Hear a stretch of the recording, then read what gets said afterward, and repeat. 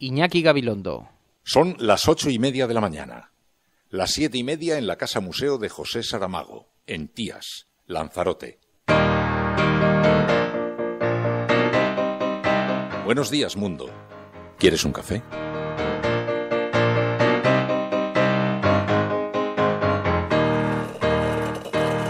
We were sailing on waves of silver. There were echoes in the wind.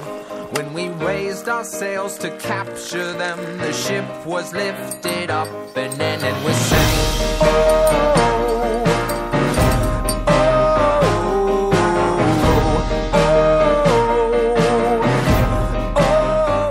La cafetera de radiocable.com con Fernando Berlín. That we came from, they play silver melodies, and the kings and queens all write their dreams on silver pages. Amigos, muy buenos días. Bienvenidos a La Cafetera. Por primera vez en la historia de la humanidad, el ser humano ha posado una sonda sobre un cometa. Y como dice Aberrón en Twitter, es todo un salto en la historia de la humanidad. No hace tanto que pensábamos que los cometas eran preludio de presagios. Y ahora nos hemos posado en...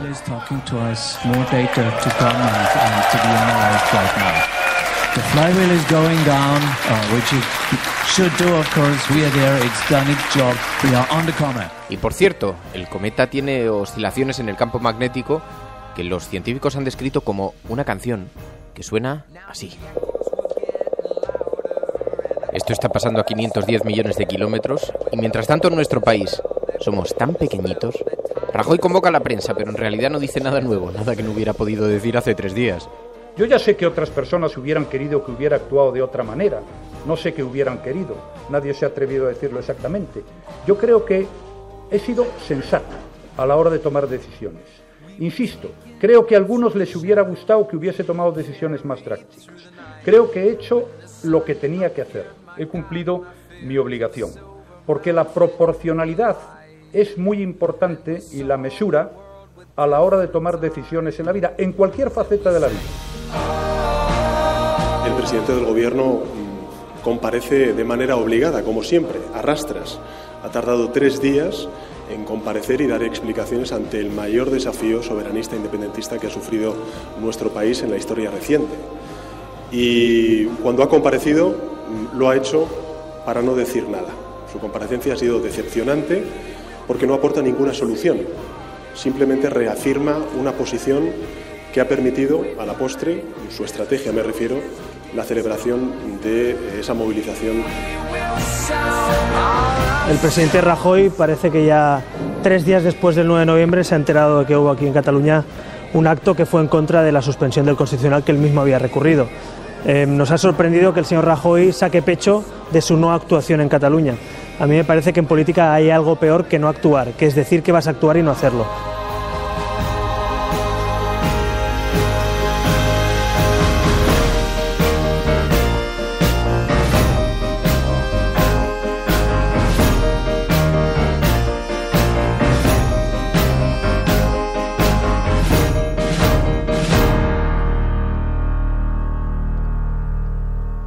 Muy buenos días a todos, amigos. Buenos días. Hoy es día 13 de noviembre, jueves de 2014, y tenemos muchísimas cosas de las que hablar.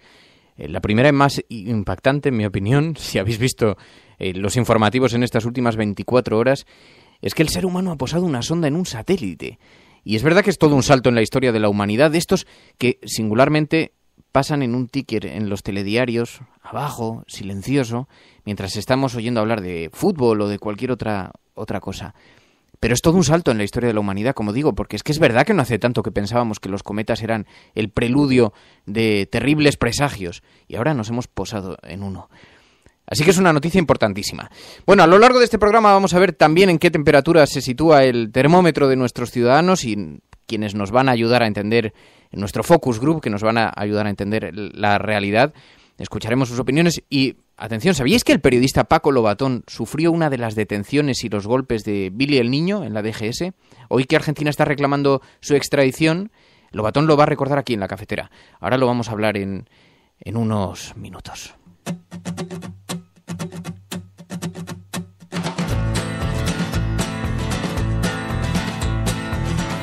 Mark the devil by his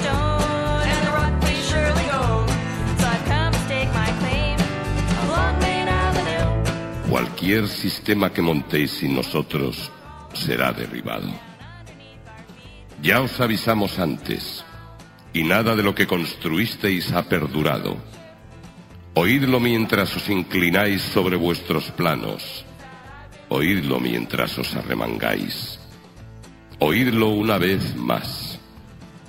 Cualquier sistema que montéis sin nosotros será derribado.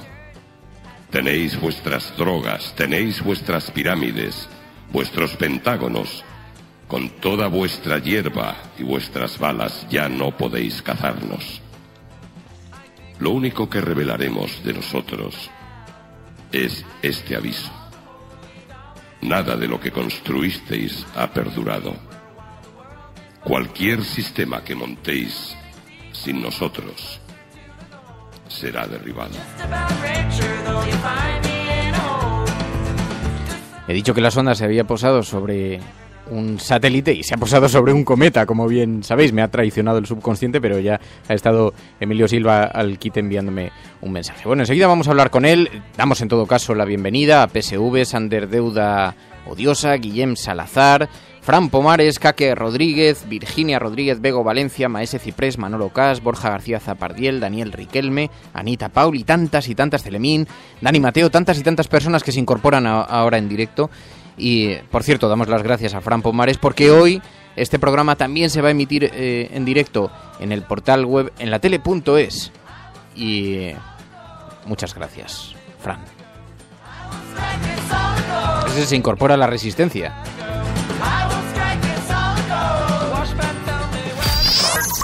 Radiocable.com. Paco Lobatón, muy buenos días. Muy buenos días, Fernando. Bueno, muchísimas gracias, Paco, por acompañarnos hoy en la cafetería. Yo quería hablar contigo porque muchísima gente te conoce en tu faceta de periodista, pero no saben que tú sufriste una detención de Billy el Niño, que está reclamado ahora por Argentina por torturas en el franquismo. Fue así, ¿verdad? Sí, bueno, fue en los años 70, exactamente en el año 72. En ese momento yo era estudiante de Ciencias Políticas en la Universidad Complutense de Madrid y había acudido como representante de mis compañeros a una asamblea de profesores para recabar su ayuda, su solidaridad en una huelga que habíamos iniciado, una huelga de exámenes, por cierto, para responder así a las detenciones de 20 compañeros por el gobierno de Carrero Blanco. Cuentas que torturas como tal no sufriste, pero sí alguno de tus compañeros en la facultad. Lo que sí que es verdad es que te llevaron a la DGS, ¿no? Te llevaron detenido y además te encañonaron con una pistola. El propio Billy el Niño, ¿no? Sí, me detuvieron a punta de pistola. Antes de esposarme me dieron golpes. Bueno, se solía decir entonces hacer el carnet de identidad, pues un poco más allá del carnet de identidad. Y efectivamente me metieron en uno de los coches típicos de aquella época de la política, de la policía política, de la BPS, Brigada Político-Social, y fui conducido hasta la Dirección General de Seguridad con una parada así amenazadora en el Parque del Oeste, donde Billy el Niño, Jesús González Pacheco, le dijo al conductor, para que lo vamos a liquidar aquí, ¿no?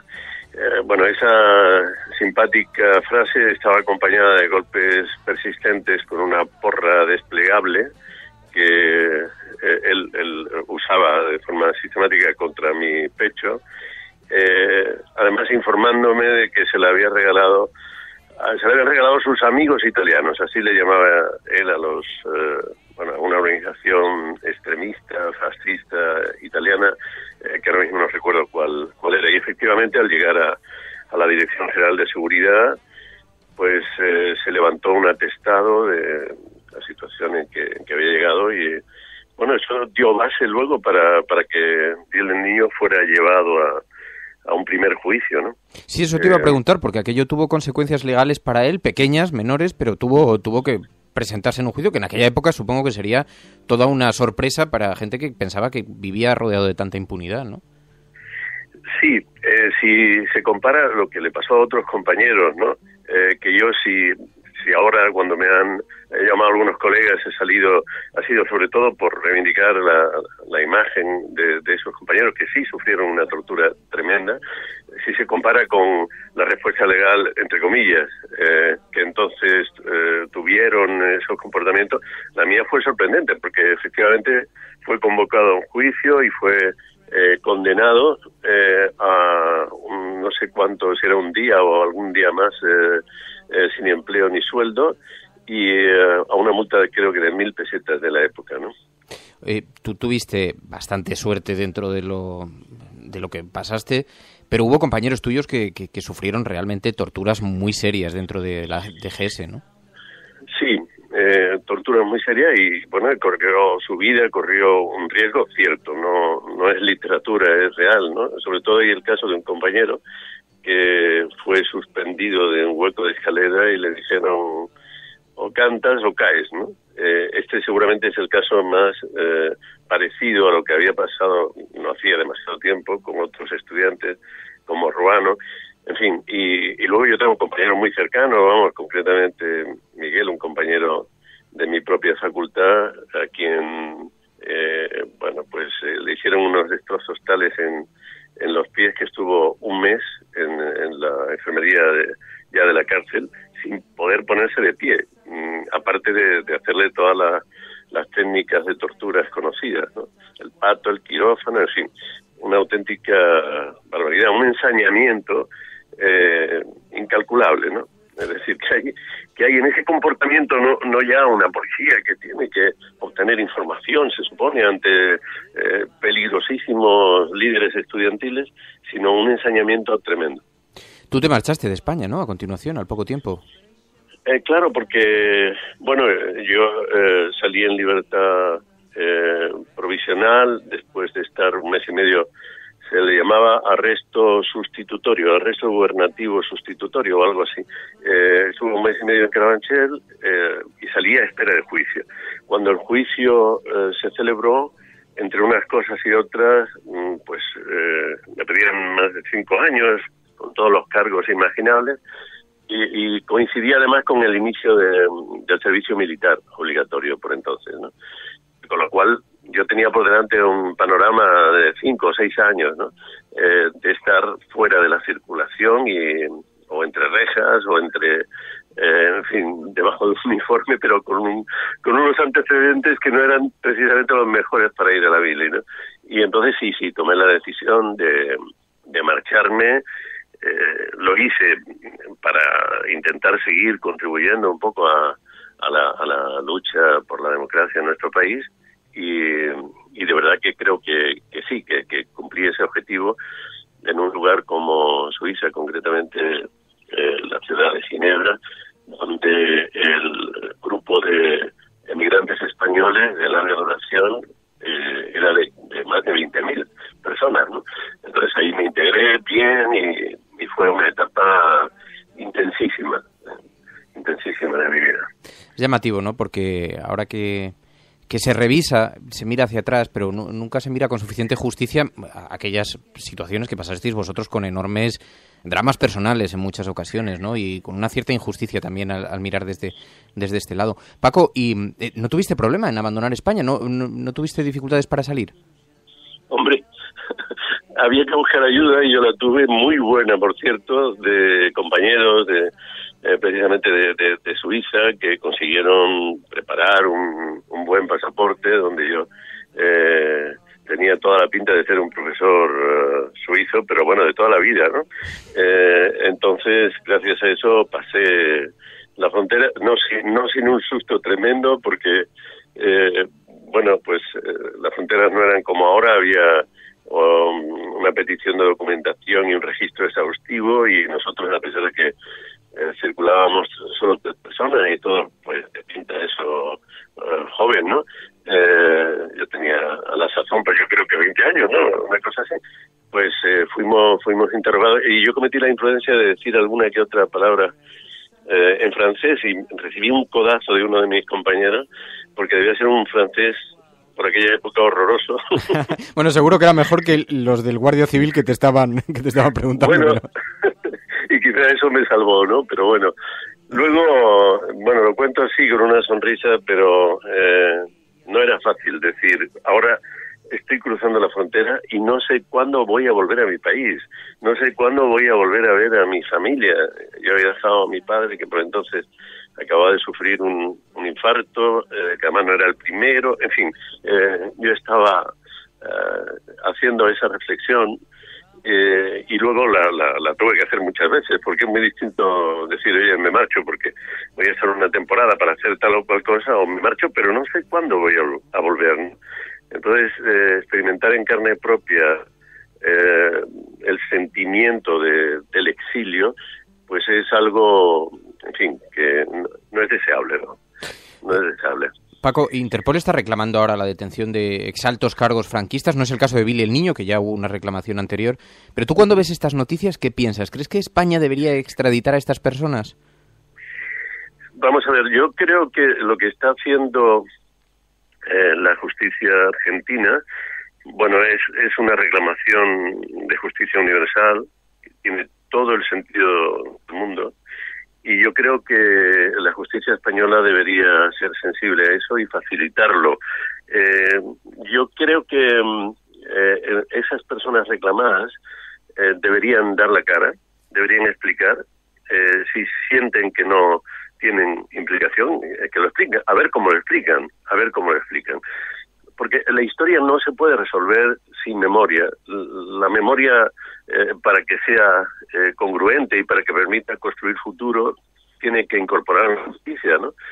No se trata, hay mucha gente que dice, pero no removamos las aguas pasadas, no hagamos revancha. No se trata de revancha, se trata de colocar con justicia cada pieza de la historia en su sitio para seguir haciendo juntos sociedad y seguir haciendo camino, ¿no? Y la sociedad es una sociedad que tiene un marco nacional, pero también un marco de relaciones internacionales. Los derechos humanos no se pueden circunscribir a una nación sola, ¿no? A un espacio nacional cerrado. En fin, creo que hay justicia en esa demanda. Pues Paco Lobatón, te agradezco muchísimo que hayas atendido esta llamada, Paco, porque además creo que este es un ejercicio intergeneracional que se debiera hacer, ¿no? Sobre todo ahora que se revisa y se revisa también con una cierta injusticia aquello que vivisteis vosotros. Muchísimas gracias, Paco, de verdad. Nada, un abrazo. Muchas gracias a ti, Fernando. Un abrazo fuerte. Radiocable.com. Melancholic haze, shoveling our ashes to the sound of love and rage. Ritalin and Valium are melting in your mouth. Questioning. Dice Celemín en Twitter, dice, y todavía tiene la desvergüenza el ministro de Justicia de decir que no van a dar vía libre a la petición de extradición a Argentina. También, Sander Deuda Odiosa dice, Paco Lobatón, la transición que no nos cuentan, que no se debe olvidar en este país, es verdad, ¿no? Porque, claro, siempre esto sucede mucho en los saltos generacionales, ¿no? Que se mira hacia adelante y se mira con un cierto desdén hacia atrás, ¿no? Y, bueno, tenemos lo que tenemos con enormes errores, porque hay que reconocer también que se produjeron enormes errores en la transición, pero tenemos lo que tenemos y disfrutamos de las libertades que disfrutamos, entre otras gracias a gente enormemente comprometida que se jugó el tipo y su vida y que tuvo que renunciar a muchas cosas en su vida por ello, ¿no? Dice PSV, dice, este país es diferente, siempre diferente, se sigue votando a los descendientes, ni con las evidencias se cambia. Y Guillem Salazar dice algo que es precisamente, Guillem, lo que me movía también a pedir a Paco Lobatón que estuviera con nosotros hoy, porque es verdad, dice, choca mucho que conozcamos a Lobatón por esta faceta en televisión y que esto no se conozca, ¿no? Eso es muy significativo precisamente de cómo se hizo la transición en España. I'm running out of tears while the clouds block the sun. Pero bueno, sea como sea, me vais a permitir que hoy, que es día 13, hoy es jueves, abramos una página del cuaderno de bitácora porque son 510 millones de kilómetros. Y es que el ser humano haya posado una sonda en un cometa ha tardado 10 años en alcanzar el cometa. 10 años de experimentos científicos, de expectativas, de equipos que han tenido que ir cambiando, renovándose, imaginaos. Y todo eso confiado a una sola carta, que es que aterrizase en el lugar preciso, en el momento preciso, y lo ha conseguido. Y esto es un reto tecnológico tan formidable Es un reto tecnológico además para Europa, porque ha sido la Agencia Espacial Europea la que ha conseguido una gesta como esta. Y es verdad que es todo un salto en la historia de la humanidad, porque es verdad que no hace tanto que pensábamos que los cometas eran el preludio de los presagios. A lo mejor es que estamos ante algo que va a ocurrir.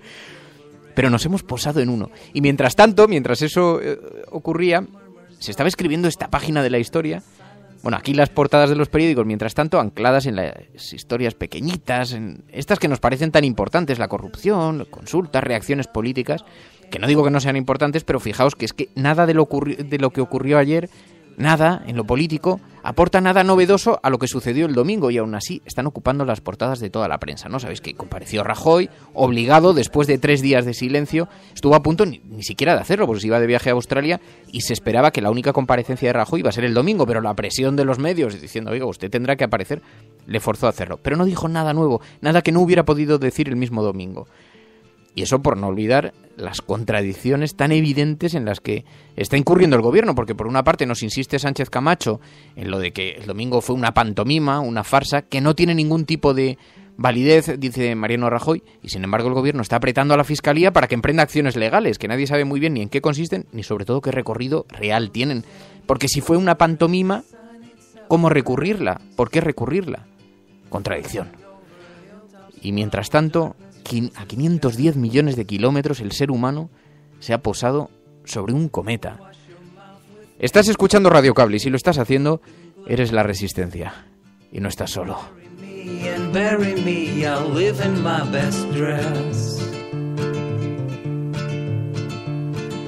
Tortured by the vulture with patience in his eyes. Silent praying demons with your ashes in their minds. No se puede engañar a una persona educada. Y por ello la educación se identifica con la libertad, la democracia y el progreso, y también con la capacidad crítica, de reconocer los valores, los nuestros y los de los demás, que nunca serán los de menos. Bueno, y las portadas de los periódicos, de los impresos, como os digo, llevan la fotografía de la sonda Philae, dice marca un hito espacial, pero lo lleva como fotografía, como dice mi madre, porque es bonita. Porque realmente de titular a 4 columnas, Rajoy rechaza dialogar con Mas y descarta toda solución política, que podía ser un titular del viernes, del domingo, del jueves pasado, en fin, cada vez que se ha pronunciado el gobierno, ninguna novedad. Dice, la Generalitat estudia convocar elecciones, la Fiscalía retrasa las querellas, el PSOE no consigue concretar su reforma constitucional. Parece que la querían presentar este domingo, pero ven que no están obteniendo los apoyos que pensaban que iban a obtener, y entonces ha dado un paso atrás y ha dicho que va a esperar un poco, el Partido Socialista. Dice también, multa millonaria a 6 grandes bancos por manipular tipos de cambio, dice el periódico El País. Pero a la ABC le pasa lo mismo. Nos hemos puesto a 510 millones de kilómetros. Es que no está esa distancia Castelló-Teruel. Dice la ABC, nunca voy a negociar la soberanía nacional. Mensaje a Mas y al Partido Socialista. Rajoy rechaza un referéndum o una reforma constitucional para liquidar la unidad de España. No, si es que ese titular ya lo conocíamos. El Mundo. Rajoy deja al PSOE la iniciativa para reformar la Constitución. No lo veo, dice el presidente, que reta a Pedro Sánchez a concretar su propuesta, tacha de fracaso el simulacro electoral y se niega a pactar un referéndum de verdad con Artur Mas. Por cierto, ahí sí, en una columnita en la derecha, dice entrevista, juez Servini, en España se cometieron delitos de lesa humanidad en el franquismo. Interpol ordena la detención de Martín Villa, Fernando Suárez, Utrera Molina y otros 5 ministros de la dictadura.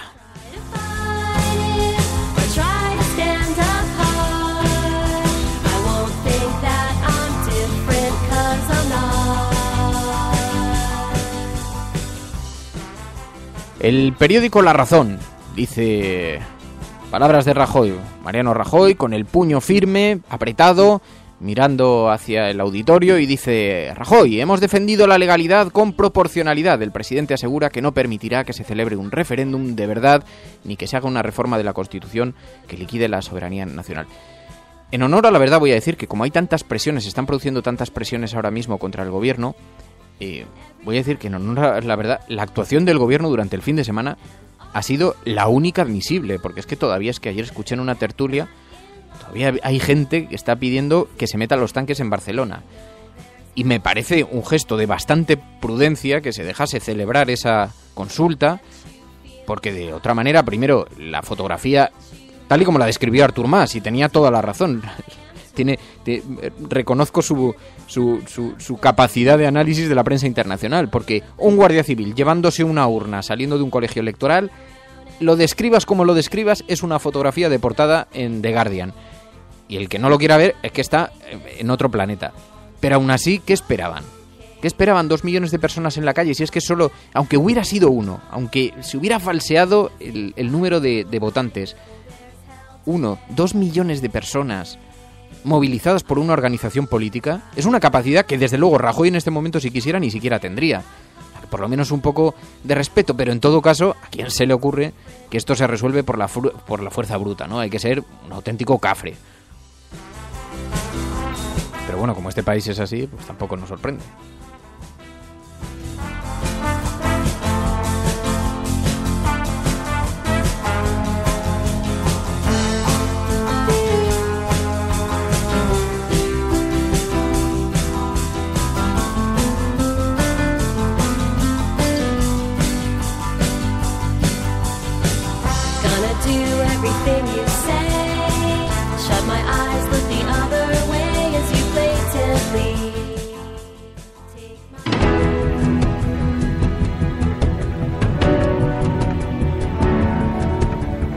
Los locos, los marginados, los rebeldes, los problemáticos, los inadaptados, los que ven las cosas de una manera distinta, a los que no les gustan las reglas y a los que no respetan el status quo. Puedes citarlos, discrepar de ellos, ensalzarlos o vilipendiarlos. Pero lo que no puedes hacer es ignorarlos, porque ellos cambian las cosas, empujan hacia adelante a la raza humana. Y aunque algunos puedan considerarlos locos, nosotros vemos en ellos a genios. Porque las personas que están lo bastante locas como para creer que pueden cambiar el mundo son las que lo logran.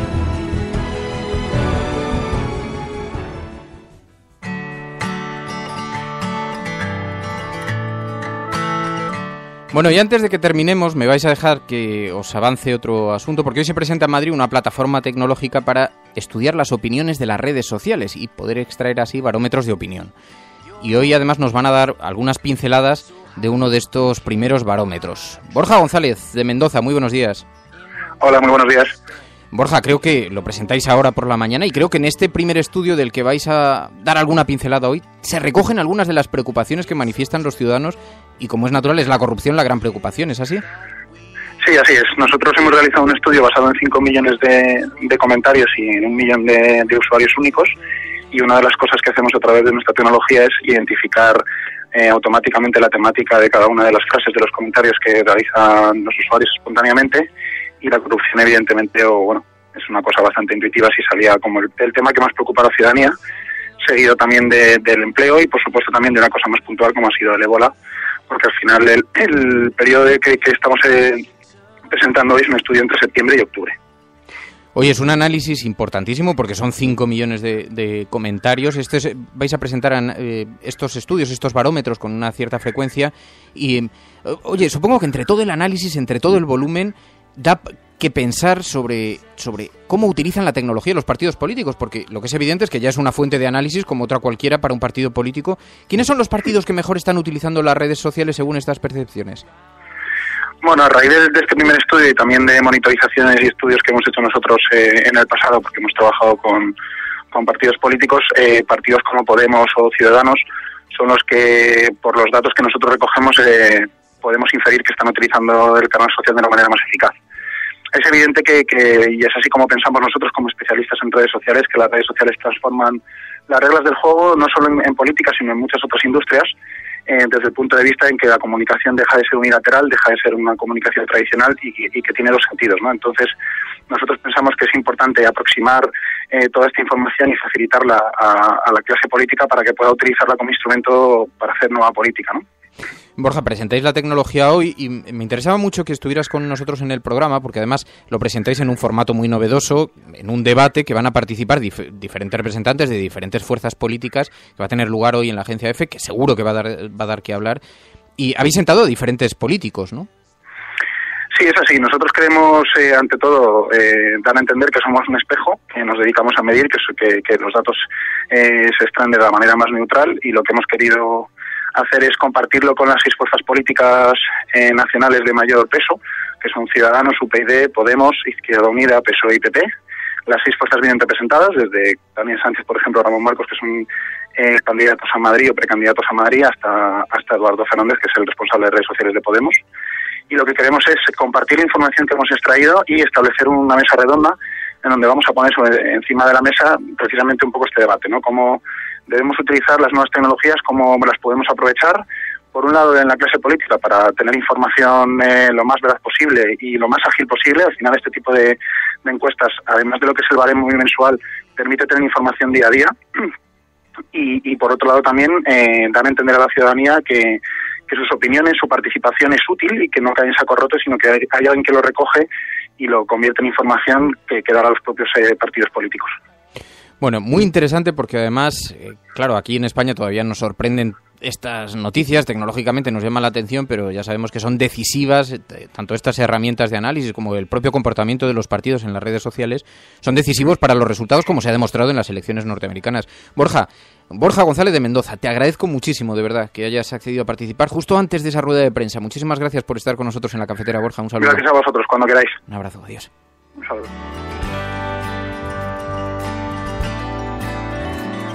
You set the stage, I'm a pawn in your life. Bueno, y así es como llegamos a la recta final del programa. Os agradezco mucho a todos la compañía, dice Vladimir, que es un cachondo. Dice, bueno, seguro que lo de la Roseta se ha grabado en el mismo sitio que se grabó la llegada a la Luna. En fin, estoy convencido de que hemos llegado. Hemos tardado 10 años, más vale que hayamos llegado. Bueno, que muchísimas gracias a todos. Mañana nos volvemos a escuchar. Queda una jornada por delante. En fin, pero ya estamos en el filo del fin de semana. Y se acerca. Muchas gracias a todos. Nos volvemos a escuchar mañana. Adiós, disfrutad del día.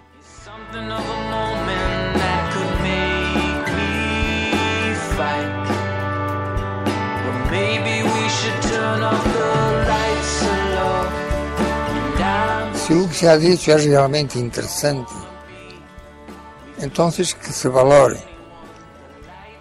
não como uma espécie de palavra de Deus, pero sencillamente como uma palavra de um ser humano preocupado com o ser humano.